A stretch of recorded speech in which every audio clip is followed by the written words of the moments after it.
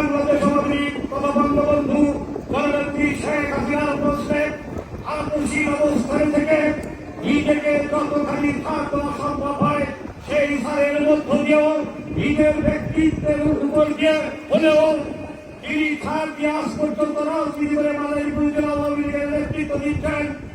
আমার শ্রদ্ধেয় চাচা জনাব শাহাবুদ্দিন আহমেদ মোল্লা আজকের এই সভায় উপস্থিত মাদারীপুর জেলা আওয়ামী লীগের সংগ্রামী সাধারণ সম্পাদক ঐতিহ্যবাহী আঙ্গরা ইউনিয়ন পরিষদের বারবার নির্বাচিত চেয়ারম্যান অত্যন্ত ভদ্রলোকের শাসন প্রতিষ্ঠার কাণ্ডারী জনাব কবিরউদ্দিন খান সাহেব আজকের এই নির্বাচনী জনসভার মধ্যমণি রাজনৈতিক দলের সাধারণ জনগণের মধ্যে যাকে নিয়ে গুঞ্জন আছে যে তাকে জোর করে আমরা হারিয়ে দিয়েছি বিগত দিনে। আমি আজকে সেই আমরা যারা জোর করে হারিয়েছিলাম তাদের সাথে সেদিন ছিলাম, তাই সেই কারণে আমি আজকে ভোট কাছে আপনাদের কাছে ক্ষমা চেয়ে নিচ্ছি আমার সেই পাপের প্রায়শ্চিত্ত করার জন্য। ওই সমস্ত খণ্ডনের পক্ষ থেকে এই ভক্তলোককে আমরা কিভাবে পরাজিত করেছি আল্লাহ যদি কোনদিন তৌফিক দেয় আপনাদেরকে বলবো ইনশাআল্লাহ। আমি বেশি কথা বলবো না, নেতৃত্ব আছেন, আমি একটি কথাই বলতে চাই। হাজি সাহেবের পক্ষ অবলম্বন করার কারণে অন্যায়ের প্রতিবাদ করার কারণে রাজনৈতিক উপজেলার একটি ঐতিহ্যবাহী পরিবার বদর পেশার একটি ঐতিহ্যবাহী পরিবার যারা বাংলাদেশ আদর্শের বক্তব্যের সত্তা আমার নেতা মরহুম চেয়ারম্যান আবুল রসুল সাকু ভাইয়ের ছোট ভাই ছাত্রলীগের সাবেক সাধারণ সম্পাদক পাঁচটুকাকে নির্বাচ্যভাবে পুলিশি হয়রানি করে দায়িত্বটি করে আপনারা দেখেছেন। তার অপরাধ সে হাজি মোহাম্মদ মহসিনের নির্বাচন করে। হাজি মোহাম্মদ মহসিনকে আপনারা তো ভয় দিচ্ছেন, আমরা তো শুনেছি আপনি সৌদি আরব দিয়ে হাজি মোহাম্মদ মহসিনকে আপনার পক্ষ নেওয়ার জন্য খালেকাবার সামনে বসার চেষ্টা করেছেন, কিন্তু তিনি আপনার ওই অবৈধ কাজের ফসল ধারে না দেওয়ার জন্য আপনাকে মদত দিতে পারে নাই। এটাই হাজি মোহাম্মদ মহসিনের অপরাধ। সংগ্রামী সাথী বন্ধুরা, ওনার সামনে বসে রাজ্যের উন্নয়নের স্বার্থে অন্যায়ের প্রতিবাদ যে করেছেন তার উপরে ইনফরমেশন দিয়ে দিয়েছেন।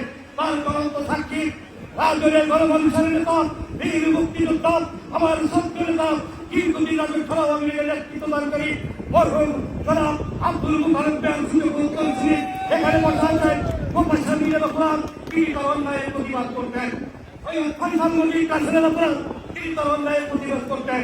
আর আমার অপরাধ উনি বারবার চেষ্টা করেও আমাকে রাষ্ট্রীয় লুটপাটের ভাগ আমার পকেটে ঢুকতে পারে নাই। এই হলো আমার অপরাধ। সংগ্রামী সাথী বন্ধুরা, আমি মহান সরকারের কাছে কৃতজ্ঞতা প্রকাশ করছি। পাশাপাশি আমাদের নেতা রাজ্যের এই মাটি মানুষের নেতা জনাব শাহাবুদ্দিনের কাছে ক্ষমা চেয়ে নিচ্ছি। আমরা বুঝতে পারি নাই আপনি এখন রাজনৈতিক কর্মীরা আপনার পাশে নেই, নিজের সন্তানের বুঝতে পারতাম তাহলে আরো 5 বছর আগে আপনার সাথে রাখে রাজনীতি করতাম। আমাদের কোনো লোক নাই, আমি রাজনীতি শিখেছি হাবিবুল্লাহর কাছে, রাজনীতি করেছি মুতালেবদের সাথে, আমরা নির্মোহ রাজনীতি করেছি, জনগণের উন্নয়ন শিখেছি, নিজের পক্ষে পড়াকে শিখি নাই। বন্ধুরা আমার আরেকটি কথা না বললেই নয়, এই বাজিতপুর ইউনিয়নের উনি যাকে চেয়ারম্যান নির্বাচিত করেছেন কি কমিশনে করেছেন আমরা দেখেছি।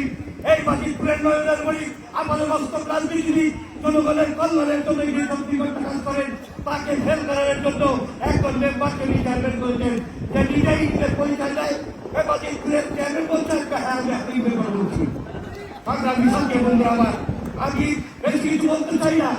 আপনারা দুইবার মহসিনকে ভোটকে নির্বাচিত করেছেন, দৈব কারণে তিনি নির্বাচিত হন নাই। এইবার আমি আপনাদের কাছে ভোট চাবো না। আমরা জানি রাজ্যের আকাশ বাতাসে মহসিনের আওয়াজ আছে। এইবার মহসিনের ভোট চুরি করার কোনো সুযোগ নাই, তার কারণ তার সিপাল সালার হিসেবে শাহাবুদ্দিন মোল্লা এবার সামনে রেখেছেন।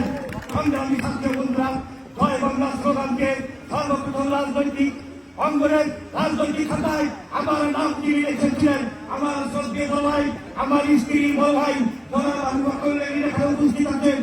আমি সর্বপ্রথম আমাকে তিনি রাজনৈতিক কর্মকাণ্ডে ইনভলভ করেছিলেন, সেই অর্থ রাজনৈতিক শিক্ষাগুরু হিসাবেও আমি তাকে বলতে পারি। আমার আপন ভাই জনাব আব্দুল হক খান এখানে উপস্থিত আছেন।